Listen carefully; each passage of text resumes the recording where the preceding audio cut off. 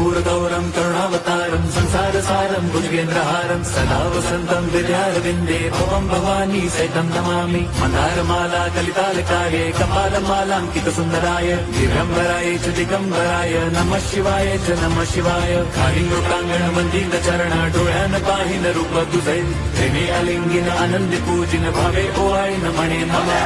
त्वमेव माता पिता त्वमेव बन्धुश्च सखा त्वमेव विद्या द्रविणं त्वमेव सर्वं मम देवदेव। कायेन वाचा मनसेन्द्रियैर्वा बुद्ध्यात्मना वा प्रकृति स्वभावात् करोमि यद्यत् सकलं परस्मै नारायणायति समर्पयामि। अच्युतं केशवं रामनारायणं कृष्णदामोदरं वासुदेवं हरिं श्रीधरं माधवं गोपिकावल्लभं जानकीनायकं रामचन्द्रं भजे। हरे राम